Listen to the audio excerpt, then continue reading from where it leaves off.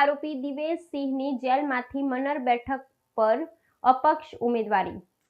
બિહાર વિધાનસભાની આગામી ચૂંટણીમાં રાજધાની પટના નજીકની મનર બેઠક પર એક ચોંકાવનારો બનાવ સામે આવ્યો છે, જ્યાં હત્યાના આરોપસર બ્યુર જેલમાં કેદ આરોપી દિવેશ સિંહ અપક્ષ ઉમેદવાર તરીકે પોતાનું ઉમેદવારી પત્ર રજૂ કર્યું છે।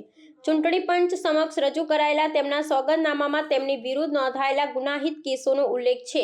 આ ઘટનાએ રાજ્યના રાજકીય અને વહીવટી વર્તુળોમાં ભારે ચર્ચા જગાવી છે, કારણ કે જેલમાંથી ગંભીર ગુનાના આરોપીની ચૂંટણી લડવાની કાર્યવાહીએ જાહેર જીવનમાં ગુનાહિત તત્વોને પ્રવેશ અંગેના કાયદાકીય માળખા પર સવાલો ઊભા કર્યા છે। આ સમગ્ર પ્રકરણમાં દિવેશ સિંહની ઉમેદવારી કાયદેસરતા કરતાં પણ વધુ દેશના ચૂંટણી પંચની કાર્યક્ષમતા અને ક્ષતિઓ અંગે ગંભીર સવાલો ઊભા થયા છે।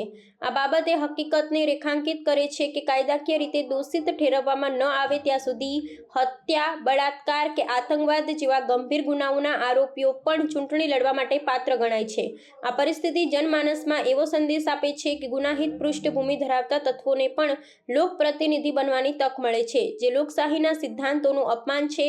રાજકારણનું વધતું અપરાધીકરણ એ દેશની ચૂંટણી પ્રક્રિયા માટે એક મોટી ચિંતાનો વિષય છે। દિવેશ સિંહનું આ પગલું દર્શાવે છે કે વર્તમાન લોકપ્રતિનિધિત્વ ધારો ગુનાહિત તત્વોને ચૂંટણી લડતા અટકાવવા માટે અપૂરતો છે। રાજકીય નિષ્ણાતો અને સમાજ સુધારકો તરફથી આ અંગે સખત પ્રતિક્રિયાઓ આવી રહી છે, જેમણે કાયદામાં તાત્કાલિક સુધારા કરી ગુનામાં સંડોવાયેલા વ્યક્તિઓને ચૂંટણી પ્રક્રિયાથી બાકાત રાખવાની માંગ કરી છે। કે હવે સવાલ એ છે કે ચૂંટણી પંચ અને સર્વોચ્ચ અદાલત આ પ્રકારના નકારાત્મક પ્રવાહોને રોકવા માટે શું પગલાં લે છે।